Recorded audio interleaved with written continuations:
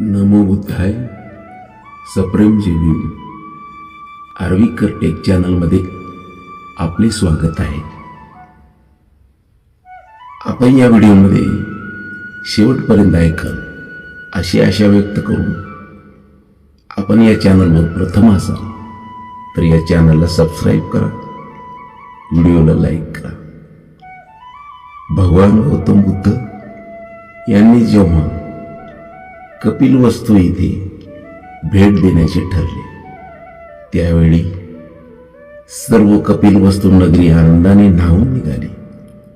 त्या ठिकाणी वास्तव्यास असलेली लहान थोर बुद्धांचे दर्शन घेण्यासाठी, त्यांचे विचार ऐकण्यासाठी आतुरतेने वाट पाहत होती. त्याचप्रमाणे माता महाप्रजापती व पत्नी यशोधरा यांनी सुद्धा आपले ग्रस्त जीवन त्याग करून बुद्धांच्या संघात प्रवेश करून परविरजा घेण्याची ठरवले. म्हणजेच त्यांनी भिक्षुणी बनण्याचे ठरवले होते. यशोधरा व तिच्या 500 मैत्रिणी या सुद्धा भिक्षुणी बनण्यासाठी तयार झाल्या होत्या. जेव्हा ही खबर तथागतान भगवान गौतम बुद्ध यांच्या कानावर पडली त्यावेळी तथागत न्यागृध्रात राहत होते. त्यावेळी अनेक शाक्य त्यांच्या सोबत होते. त्या ठिकाणी महाप्रजापती गौतमी ही सुद्धा गेली आणि तिने तथागतांना आपणास संघात प्रवेश द्यावा व परिव्रजा स्वीकारण्याची अनुमती द्यावी याबाबत विनंती केली. त्यावेळी भगवान बुद्धांनी तिला व तिच्यासह 500 स्त्रिया व यशोधरा हिला सुद्धा परिव्रजा घेण्यासाठी अनुमती नाकारली. भगवान बुद्धांना तिने दुसऱ्यांदा परत विनंती केली आणि परत भगवान बुद्धांनी तिची विनंती नाकारली. नंतर तिसऱ्यांदा सुद्धा बुद्धाजवळ जाऊन तिने परत विनंती केली. भगवान बुद्धांनी पुन्हा तेच तिला उत्तर दिले. तिचा पूर्ण हिरेमोड झाला. तथागतांनी न्यागृधारामात सोडला आणि ते वैशाली येथे महावनातील कुटागर भवनात वास्तव्यास गेले होते. भगवान बुद्धांनी तिसऱ्यांदा महाप्रजापतीला संघात प्रवेश नाकारला. त्यावेळी तिचे दुःख अनावर झाले आणि तिच्या डोळ्यातून अश्रूंचा महापूर लोटला. तिला अति दुःख झाले. तिने डबडबलेले डोळे अश्रू वाहताना सर्व महिला यशोधरेसह जमा झाल्या आणि त्यांनी असा विचार केला की आपण सर्वजण केशवपन करून चिवर धारण करून अगोदरच परिव्रजा घेतली आहे असे सांगून बुद्धांच्या जवळ जाऊन संघात प्रवेश देण्यासाठी बुद्धांना भाग पाडू. त्याप्रमाणे महाप्रजापती यशोधरेसह 500 मैत्रिणीसह आपल्या डोक्यावरील केस काढून टाकले.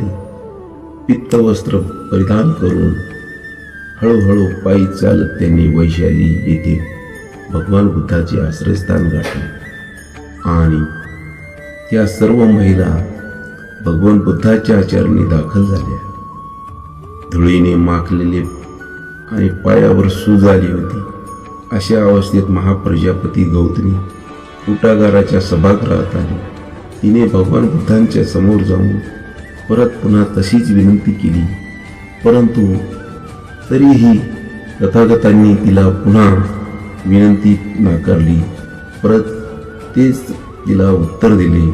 ती परत प्रवेशद्वारापाशी जाऊन काय करावे हे तिला कळेनासे झाले आणि निशब्द होऊन उभी राहून महाप्रजापती ही उभी राहिलेली पाहून तिला आनंदाने तिला ओळखले. तिला विचारले, असे धुळीने माखलेले पाय आणि पायावर एवढी सूज आलेली, डोळ्यातून अश्रू ढाळत अशी का उभी आहेस? त्यावर तिने सांगितले, हे आनंदा, ग्रहत्याग करून भगवंतांचा धम्म आणि विनय यांचा स्वीकार करून ग्रहहीन जीवन जगण्याची अनुज्ञा तथागत स्त्रियांना देत नाही. त्यानंतर आनंदाने हे सर्व कथन ऐकल्यानंतर तो तथागत ज्या ठिकाणी होते त्या ठिकाणी गेला आणि त्याने तिथे गेल्यानंतर तथागतांना अभिवादन केले आणि तो तथागताजवळ जाऊन त्यांच्या एका बाजूस जाऊन बसल्यानंतर तो तथागतांना म्हणाला, हे भगवंत, बाहेर महाप्रजापती गौतमी ही दाराजवळ अश्रू ढाळीत आहे.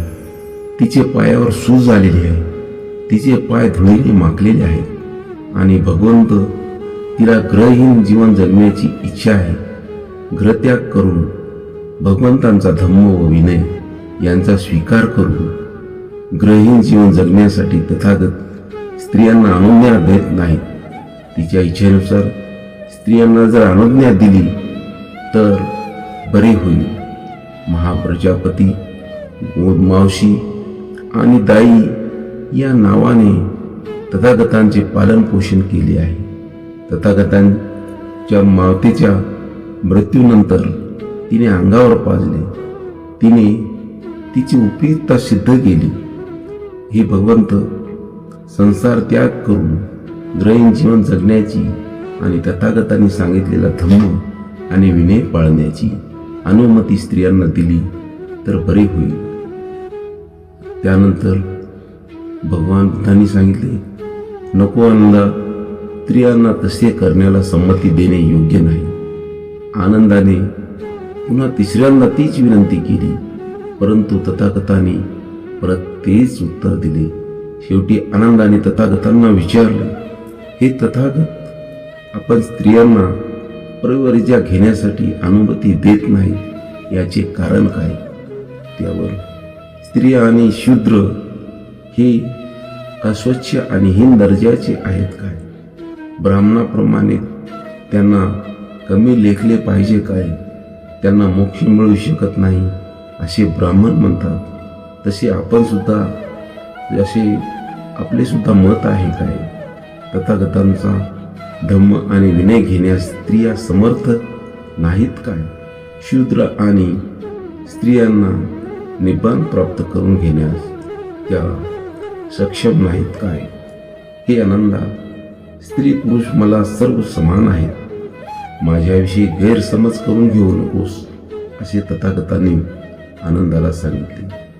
महाप्रजापतींचा आग्रह असेल तर मी संमती देतो, परंतु माझ्या 8 अटीचे पालन करण्याची जबाबदारी ही महाप्रजापती यांच्यावर राहील आणि तिथेच तिने अनुमती दिल्यास संघात प्रारंभ होईल. यावर महाप्रजापतीने सांगितले की मी जीवनात कधीही नियमाचा भंग करणार नाही आणि मी 8 नियमांचा स्वीकार करते. अशा प्रकारे तिने भगवान बुद्धासमोर तिने अनुमती दिली.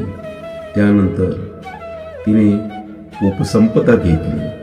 त्यानंतर यशोधरा सुद्धा 500 स्त्रियांना घेऊन तथागतांच्या शिष्य नंद याने सुद्धा त्यांना 500 स्त्रिया आणि यशोधरा यांना संघ प्रवेश मिळाल्यानंतर त्यांना उपदेश केला आणि हे त्यानंतर यशोधरेचे नाव बदलण्यात आले.